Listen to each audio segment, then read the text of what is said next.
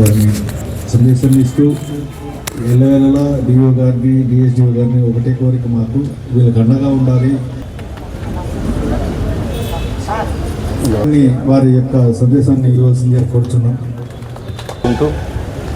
వేదిక పైన ఉన్న disabled department assistant director Kishore గారికి, అదేవిధంగా YSR Kadapa district education officer Shri Shamshuddin గారికి, వేదిక పైన ఉన్న డిజబుల్డ్ పిల్లలందరికీ కోచ్ అయినటువంటి కోచ్ గారికి, ఇక్కడికి వచ్చేసిన విభిన్న ప్రతిభావంతులకి, ఆయా అసోసియేషన్స్కి, ఎన్జిఓస్కి, స్కూల్స్కి, అందరు ప్రజలకి నమస్సుమాంజలు తెలుపుకుంటూ ఈరోజు ఇక్కడ ఇంత చక్కటి ప్రోగ్రామ్ని అరేంజ్ చేసేందుకు సాయం చేసినటువంటి జిల్లా కలెక్టర్ డాక్టర్ శ్రీధర్ చెరుకూరి గారికి, అదేవిధంగా డిజబుల్ డిపార్ట్మెంట్ వారికి నమస్సుమాంజలు తెలుపుకుంటూ ఈరోజు ప్రాముఖ్యత ఏమి అనే విషయాన్ని చివరికి ముందు ఒక స్పీకర్ చెప్పారు. మనం యునైటెడ్ నేషన్స్ యొక్క గుర్తింపు ద్వారా సుమారుగా 1992 నుంచి ప్రతి డిసెంబర్ 3ని వికలాంగుల దినోత్సవంగా జరుపుకుంటున్నాం. అంతేకాకుండా ఈ రోజుకి ఇంకో ప్రాముఖ్యత కూడా ఉంది. అదేంటి అన్నీ తెలుసుకోవాలమ్మా, నన్న విన్నారా? ఈ రోజుకి ఇంకో ప్రాముఖ్యత కూడా ఉంది. ఏమది? మన first president of India doctor Rajendra Prasad గారి జన్మదినం. ఆయన వృత్తిని గౌరవిస్తూ ఈరోజు అడ్వకేట్స్ డేని జరుపుకుంటున్నాం. ఈరోజు న్యాయవాదుల దినోత్సవం. న్యాయవాది ఎవరు? న్యాయశాస్త్రాన్ని తెలుసుకున్న వ్యక్తి, ఎక్స్పర్ట్. జడ్జి ఎవరు?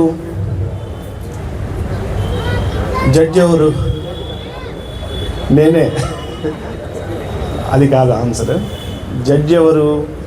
డెసిషన్ మేకర్, నిర్ణయాలు తీసుకుంటాడు వితిన్ ది యాంబిట్స్ ఆఫ్ లా. న్యాయశాస్త్రాన్ని తెలుసుకోకపోతే జడ్జిగా అర్హత ఉండదు. అంటే ప్రతి జడ్జి అడ్వకేటే. అందరు అడ్వకేట్లు జడ్జి కాలేరు, కానీ ప్రతి జడ్జి అడ్వకేటే. అంటే మాతృగా అడ్వకసీ నుంచి వచ్చింది. ఈ రోజుకు ఉండే అదనపు గుర్తింపు ఇది. ఈ సంవత్సరం యునైటెడ్ నేషన్స్ ఇచ్చిండే థీమ్ ఏమి ఈ డిజబుల్ డేకి? Fostering disabilities inclusive societies for advancing social progress అనేది. ఏమంటే వికలాంగులకి రాజకీయంగా, ఆర్థికంగా, సామాజికంగా తోడ్పాటు ఇచ్చి సంఘంలో వాళ్ళని ఎదుగుదలకి కృషి చేయడం ఈ సంవత్సరం థీమ్. ప్రతి సంవత్సరం ఒక థీమ్ పెట్టుకుంటాం. ఎందుకని పెట్టుకుంటాం? మనకొక ఉద్దేశాన్ని పెట్టుకొని ఆ ఉద్దేశపరంగా గవర్నమెంట్ పనిచేసేదానికోసం, గవర్నమెంట్తో పాటు ఎన్జిఓస్ పనిచేసేదానికోసం, దాంతోపాటు ఇతరులు కూడా పనిచేసేదానికోసం ఒక థీమ్ పెట్టుకుంటాం. అంటే ఒక టార్గెట్. ఆ విధంగా మనం ఇది అండర్స్టాండ్ చేసుకున్న తర్వాత అసలు వికలాంగత్వం మనకు ఎందుకు వస్తుంది? మనం నిజంగానే వికలాంగులమా? మనం వికలాంగులమా? విభిన్న ప్రతిభావంతులు అనే ఒక పెద్ద వర్డ్ని తెచ్చి పక్కన పెట్టారు.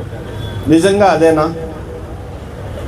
డిఓ సార్ చెప్పారు, వికలాంగత్వము అంటే అన్ని అంగాలు, సకల అంగాలు భగవంతుడి సృష్టి ద్వారా వచ్చినా వాటిని వినియోగించుకోనోడు వికలాంగుడు.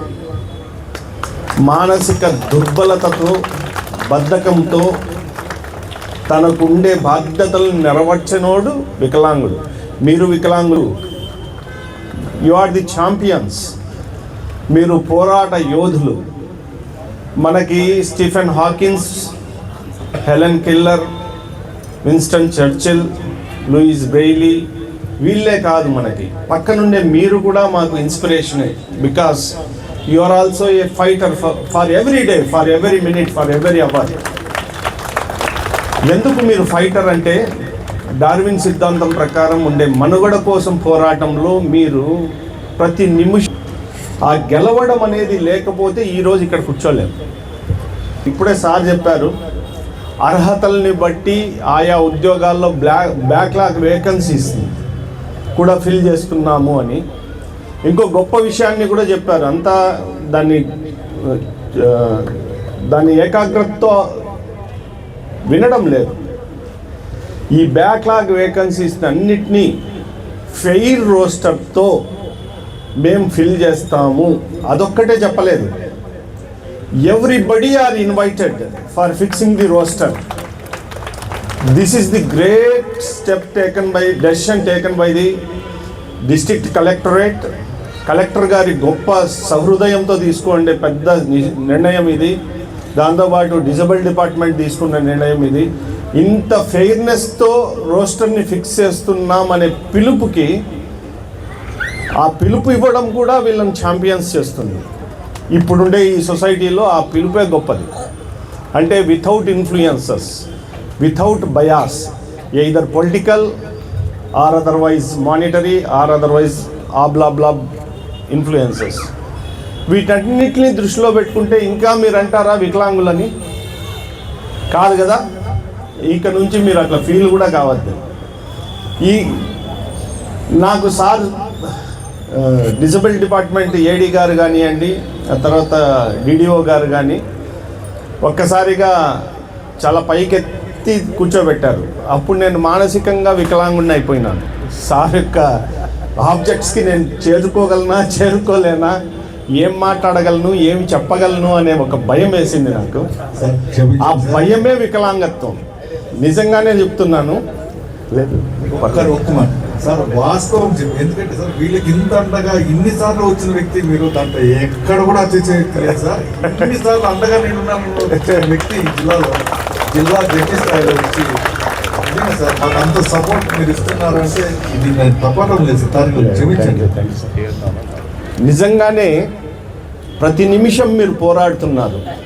ఒక అంగ లోపం వల్ల మాకు అన్ని అంగాలు ఉండి కూడా మేము భయపడుతున్నాం.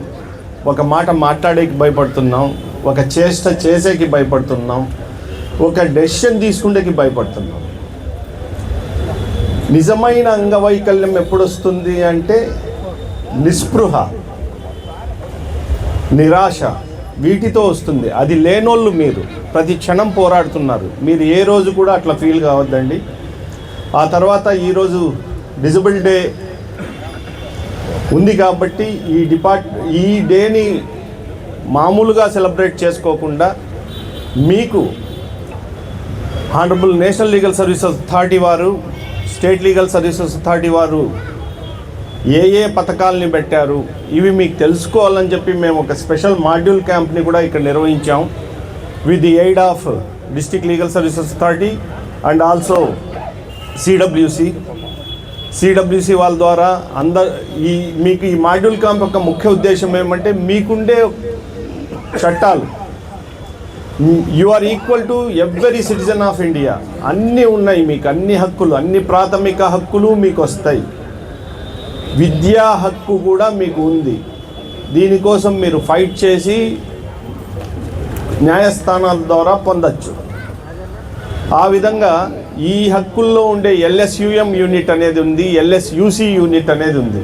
ప్రతి మైనర్ పిల్లలకి, ప్రతి డిజబుల్డ్ పర్సన్కి గవర్నమెంట్ తరపున వచ్చే ప్రతి పథకాన్ని మీకు అందజేయాల్సిన బాధ్యత మా మీద ఉంది. దానికి గాను మీ దగ్గరికి PLVs ఉంటారు, పారాలీగల్ వాలంటీర్స్ అంటారు. వాళ్ళు హక్కుల నేస్తంగా రాసింటారు వాళ్ళ బ్యాడ్జ్ మీద. వచ్చారా మా PLVs? ఇక్కడ నిలబడండి అయ్యా. వీళ్ళే మా PLVsగా ఉంటారండి. మీకు ఎక్కడైనా సరే ఒక సదార్ సర్టిఫికెట్ దొరకలేదు, ఒక పెన్షన్ రాలేదు, ఒక స్కూల్లో అడ్మిషన్ జరగలేదు, అర్హత ఉన్నా వీఆర్ దేర్, మీకోసం మేము ఉన్నాం. వీళ్ళని అప్రోచ్ అయినా చాలు. అదేవిధంగా డిస్ట్రిక్ట్ లీగల్ సర్వీస్ అథారిటీ అని చెప్పి కోర్టు కాంప్లెక్స్లో ఉంటుంది న్యాయ సేవా సదన్ అని, అక్కడికైనా రావచ్చు. అదేవిధంగా honourable national legal service authority యొక్క స్కీమ్ LSUM ప్రకారం మీకు ఒక దివ్యాంగన్ హెల్ప్ లైన్ ఉంది 14456. ఈ నెంబర్ గుర్తుపెట్టుకోండి అమ్మా, 14456. 56. రిపీట్ చేయండి, 144. అదేవిధంగా ఇంకో నెంబర్ ఉంది, ఏ ప్రాబ్లం వచ్చినా, మీ తల్లిదండ్రులకు ప్రాబ్లం వచ్చినా, ఊర్లో వాళ్ళకి ప్రాబ్లం వచ్చినా 15100. ఈ నెంబర్లకు ఫోన్ చేయడం వల్ల మీకు వచ్చే లాభం ఏమంటే డైరెక్ట్ హానరబుల్ సుప్రీంకోర్టు వాళ్ళు పలుకుతారు.